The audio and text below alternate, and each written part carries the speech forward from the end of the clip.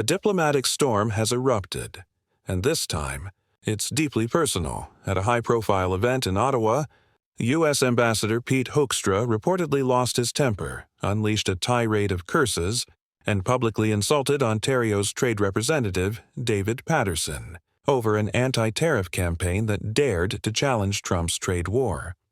What followed wasn't just inappropriate, it was an act of disrespect. Hoekstra didn't merely target a single official, he insulted an entire nation. For Canadians, the moment has quickly become symbolic. The clearest sign yet that Washington's hostility toward Canada isn't accidental. It's systemic, it's cultural, and it comes straight from the top. But this time, Prime Minister Mark Carney isn't responding with silence.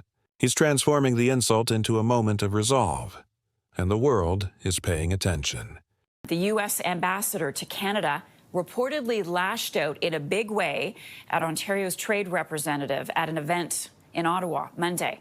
Sources tell CTV News there was an unpleasant exchange between Pete Hoekstra and Ontario's Washington trade rep David Patterson. The sources say the U.S. ambassador hurled insults and swore over Ontario's anti-tariff ad. Patterson was said to be calm during the tirade. Last week, President Trump abruptly ended trade talks with Canada over the commercial and then imposed that 10% tariff on Canada. Let's call this what it is, a breakdown of diplomacy. Under Donald Trump, the United States has abandoned the language of allies and replaced it with the tone of intimidation. Pete Hoekstra didn't just lose his temper, he embodied the very behavior Trump demands from his envoys: obedience, not diplomacy. His mission isn't to represent America's values. It's to replicate Trump's aggression abroad.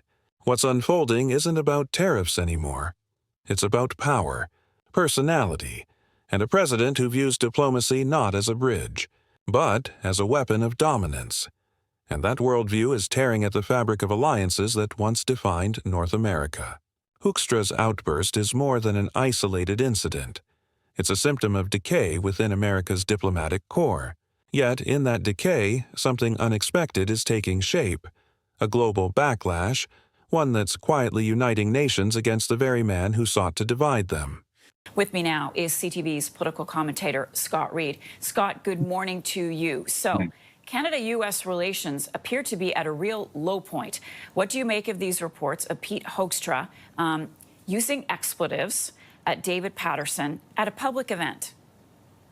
No, it's to be expected. It's actually in keeping with Ambassador Hoekstra's pattern since he took over the office as chief diplomat to Canada. I mean, he's been overtly insulting time and time again, and that shouldn't surprise any of us either, because Donald Trump doesn't appoint diplomats in the traditional sense of saying, I want an envoy that can smooth relations, that can work with folks, that can build up a bunch of relationships and background. He doesn't want any of that. He wants someone who will yell and stamp their feet in the same way that he does. So it's important for Ambassador Hoekstra to be seen as swearing and cursing and losing his temper, because he wants the President of the United States, his boss, to see that that's how he's conducting himself, because that's what it takes to get approval from the boss in this upside-down, backwards world in which we live, now led by Donald Trump. So I'm disappointed. I think it's, it's despairing in many ways, but it shouldn't surprise any of us. This is how the Trump White House administration, this is how Trump world works. When a U.S. ambassador swears at Canadian officials, one question naturally follows: how does Canada respond? Prime Minister Mark Carney has made that answer unmistakably clear. Instead of engaging in outrage or trading insults, his government is responding with strategy, expanding Canada's global reach, moving beyond Trump's shadow, and using the outburst as a catalyst to strengthen ties with nations that value partnership over provocation.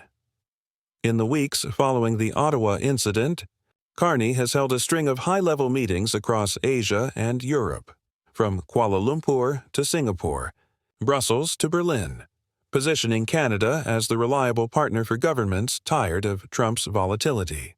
While Pete Hoekstra alienates allies, Carney replaces them. He's turning diplomatic humiliation into diplomatic opportunity, and the message in every capital is the same. Canada is open for cooperation, even if Washington is closed to reason. What Hoekstra and Trump may not realize is that every outburst, every insult, makes their jobs harder. In Washington, lawmakers are beginning to recognize that Trump's brand of diplomacy by anger carries real consequences. Each time one of his envoys lashes out, America's credibility shrinks, and Canada's stature grows. Trade experts now warn that if this pattern continues, U.S. industries dependent on cross-border exports could face long-term isolation, as Europe and Asia pivot toward Canada instead. Trump sought to bully Ottawa into submission.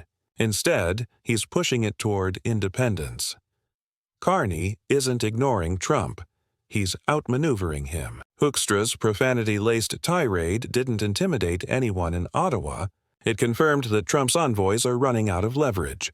Canada no longer fears losing U.S. access because it's building alternatives. It no longer seeks American approval because it's earning global respect.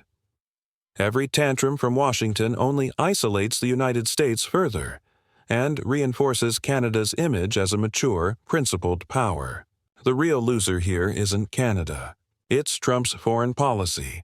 Historians may look back on this moment, a U.S. ambassador publicly insulting a Canadian official, as a turning point, the moment when Canada stopped being the junior partner and started being the independent force in North American politics.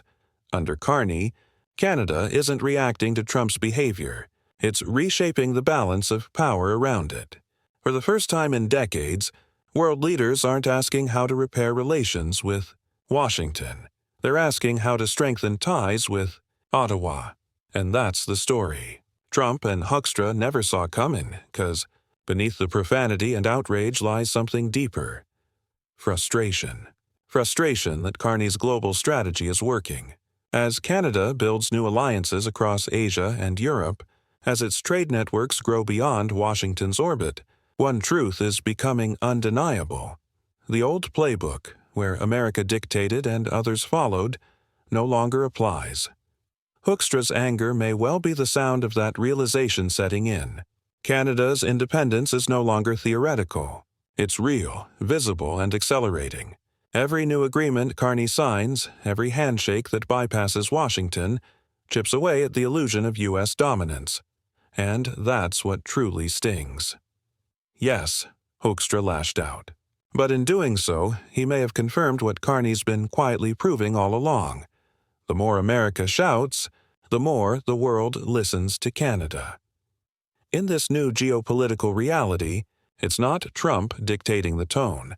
It's Carney defining the future. And the louder Washington's frustration grows, the clearer it becomes that Canada's rise isn't something they can stop.